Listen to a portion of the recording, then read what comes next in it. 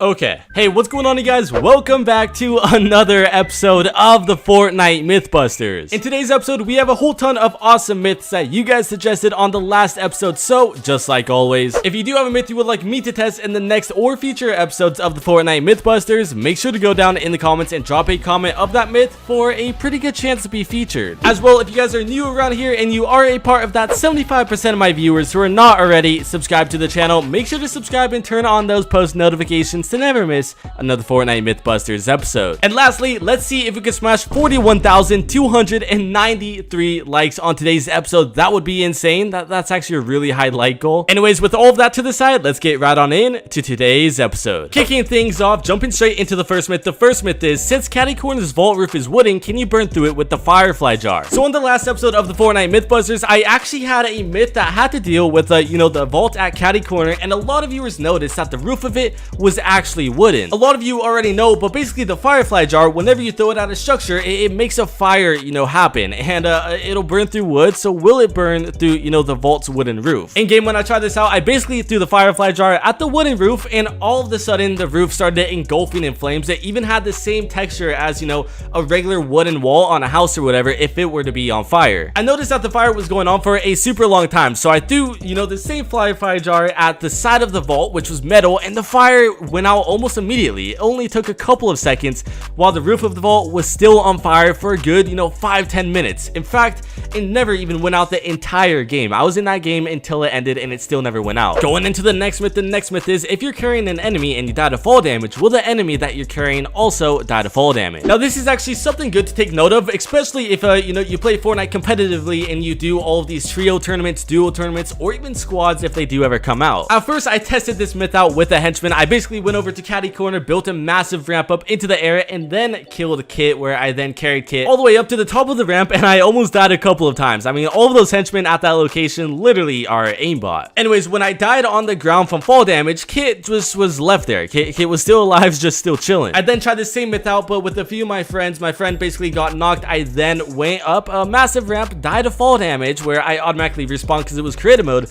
but my friend was still able to crawl around and get revived by his teammates. In fact, he didn't even take any damage. Here, I did it myself, where I was knocked and I was still at 78 HP. And then obviously, when you're knocked, you slowly lose HP, which was what that was afterwards. This is definitely something good to take note of in the real game. I don't know if this will ever happen though, so keep that in mind. Going into the next myth, is, what happens if you get boogie bombed during a shakedown? So boogie bombs are actually back in the main Fortnite game, but in a specific LTM, which is called the unvaulted LTM. To make things a lot easier, I tried this myth out in the creative game, but it will still happen the exact same way in a real match. I got a boogie bomb. I then, threw it at my friend who was shaking down my teammate midway through, the animation, and all of a sudden he dropped the teammate and begun dancing immediately. I then redid it, but this time I threw the boogie bomb when the enemy had the little iPad out. The iPad that will detect all of the players on his team, around the location, and it still made the exact same noise, and it did still show the red dot above my head as well as my teammate's head. Here's another perspective as well. I got the red dot, and as soon as, the iPad animation would have been over, the enemy was still dancing, but I stopped dancing immediately, so it totally gave me a massive advantage. In a real game, if you have a boogie bomb and you want to throw it at an enemy who is shaking down your teammate, you might not want to do it when they have the iPod out, because they'll have a few extra seconds to shoot you. Going into the next myth, is, since you can fish with explosives, does that mean you could fish by using the flare gun? So if you don't know already, in Fortnite, if you have an RPG, if you have a grenade, or even a boat, and you throw it or shoot it at one of these fishing spots, the little schools where you could get floppers, slurpfish, whatever it may be out of, you could actually, basically fish. Now, obviously, you get pretty crap loot, but it's still an easy way to, get some extra ammo. Now, I tried this out with a flare gun, but every single time I tried it, no matter what I did, if I shot it at it directly or even up in the air, then, let it fall into it after it exploded in the air, it seemed to never even have any effect. I even tried it multiple different ways. I tried to think of, any possibility or any way that I can make this happen, but, there's no way you could fish with a flare gun. Now, honestly, it doesn't really make sense, because you could fish with an RPG, with grenades, any explosive, even C4s, but this is technically an explosive, but, it just doesn't work in that way. Either way, something good to keep in mind, just in case that you ever have this idea in game. Jumping into the next myth, is, when you equip the Ohms perch back bling, then use Jules glider, will the back bling and the glider have separate owls? So in the Fortnite Chapter 2 Season 3 Battle Pass, there's two items that revolve around this myth. One is the back bling, which is called Ohms perch. It has an owl, as well as a glider called Ohm, and it has the exact same owl. So people are wondering, maybe the back bling as well as the glider will somehow combine in midair, work together. Who really knows? When I jumped out of the battle bus, the owl from the back bling was just hovering above me, just like it always does. And the cool thing is, as soon as I pull out my glider, the massive wrench or whatever that is that I pull out, the owl will actually land on it, basically combining the back bling as well as the glider together. This same thing also happens when you have the back bling as well as Jules glider. Both of them will combine, and with Jules grappler, you know, you will always have this glider. I tested it out with a launch pad. I jumped on the launch pad, launched up into the air,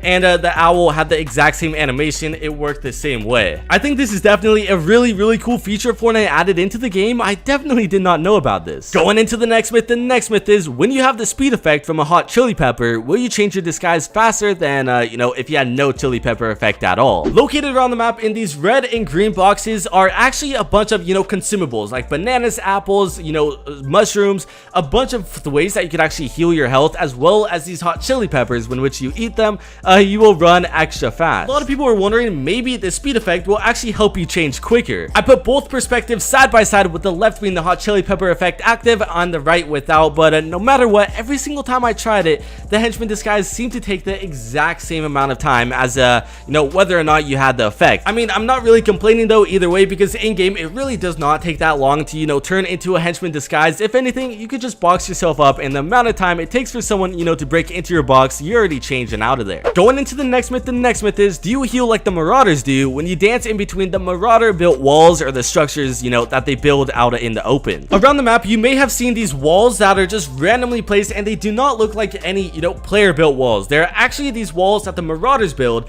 and when they dance in the middle of it, they will slowly gain HP. You can see if you look closely, they are getting these green, you know, plus marks, which are, you know, basically them healing a little bit. After having a little quick battle, you know, between myself as well as the entire group of Marauders, I won by the way, I then made my way to the direct center of these Marauder built walls and started doing a couple of emotes where I then, you know, did not gain any health whatsoever. I even tried to go to, you know, the side of the walls, you know, the direct center, even outside of it, but you can't seem to, you know, gain health like they do. To be fair though, if this was actually possible in a real game, it would be pretty overpowered, so I can see why it's not a feature. Going into the next myth, and this myth surprisingly got like 900 likes on the last episode. This myth is, what happens when you do the Go Cat emote while you're in a brute? Now, to do this myth, you actually have to be a certain level in the battle pass to unlock this emote, or I guess the character kit, in order to, you know, do the special emote. I then sent out a tweet and got a viewer from my Twitter account to you know, come help me out with this myth, who already had this you know, the skin unlocked. And when they did the emote, it was actually pretty crazy to see. The Marauder literally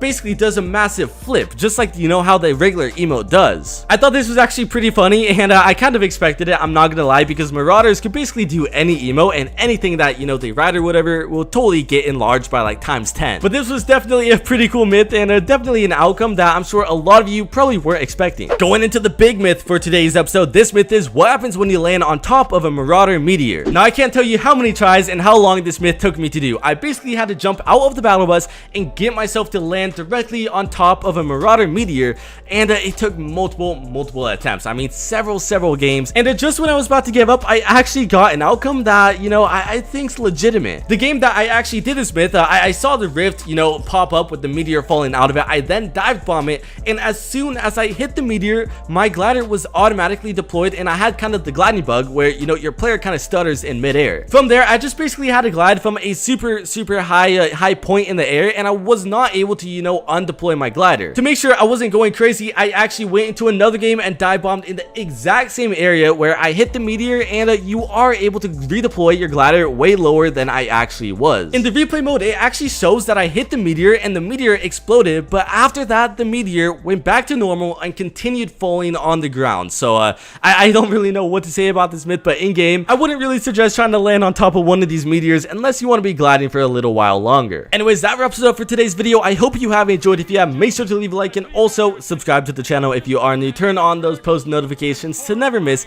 another episode of the Fortnite Mythbusters. Make sure to go follow me on Twitter as well as Instagram, and I'll see you guys next time.